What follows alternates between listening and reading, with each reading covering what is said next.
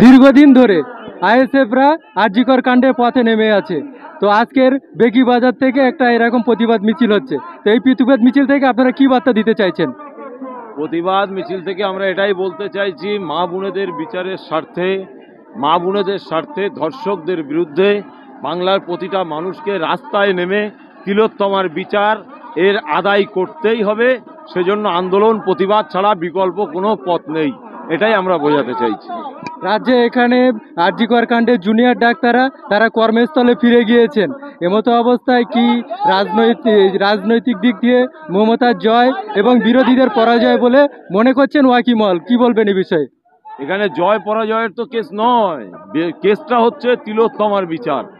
আমি রাজনৈতিক ব্যানারে করছি, কেউ অরাজনৈতিক ব্যানারে করছে, কেউ ক্লাব করছে, কেউ সংগঠন করছে, কোনো স্কুল করছে। যে যার পথে, যে যার জায়গায় দাঁড়িয়ে যে যার মতো করে প্রতিবাদ আন্দোলন করছে। আর এই প্রতিবাদ আন্দোলন চলবে, কারণ আমরা ছাড়া বান্দা নয়, নওশাদ সিদ্দিকী ছাড়া বান্দা নয়। আপনারা জানেন সাবির মল্লিককে হত্যার প্রতিবাদে আমরা কলিকাতায় প্রতিবাদ করেছি, সেখানে সাবির মল্লিকের পরিবার চাকরি পেয়ে গেছে। ঠিক তদরূপভাবে আন্দোলন চলবে, প্রতিবাদ চলবে। আর এই বিচার যতদিন না পাবে ততদিন পর্যন্ত এর প্রতিবাদ চলবে। কলকাতার সিপি পদত্যাগ না করিয়ে তাকে অন্য জায়গায় বদলি করা হয়েছে। এইভাবে সেখানে যেখানে গিয়েছে, যে পদে গিয়েছে সেখানে গিয়েও যে দুর্নীতি করবে না, এরকম কোনো আশ্বাস তো আমরা পাচ্ছি না। এ বিষয়ে কি বলবেন? শোনেন, সিপি বলুন আর যেই বলুন, মমতা ব্যানার্জির গভর্নমেন্টটা পুরোটাই দুর্নীতির সঙ্গে যুক্ত। কেন মমতা ব্যানার্জি নিজেই দুর্নীতির সঙ্গে যুক্ত। আমি চ্যালেঞ্জ করছি, মমতা ব্যানার্জির যদি হিম্মত থাকে প্রমাণ করার যে সততা আছে।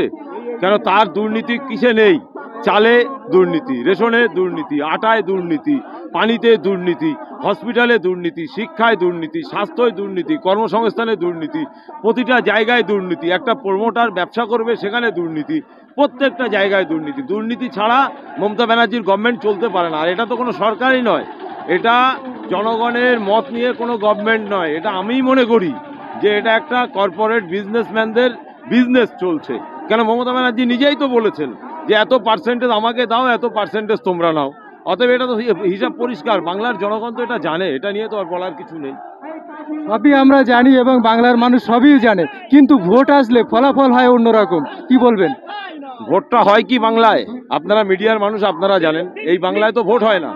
কেউ আধার কার্ড কেড়ে নেয়, কেউ আই কার্ড কেড়ে নেয়, কেউ রাতের অন্ধকারে যে হুমকি দেয়, কেউ বোম দেখায়, কেউ পিস্তল দেখায়। সেই জন্যই তো নূতন দল তৈরি করে সমাজ পরিবর্তনের লড়াইতে নেমেছি। সর্বশেষ তিলোত্তমার বিচারের ব্যবস্থায় যে বিচার ব্যবস্থাপনা যে বিলম্বিত হচ্ছে, এবং তারা যে কি ন্যায় বিচার পাবে বলে আশা করছেন?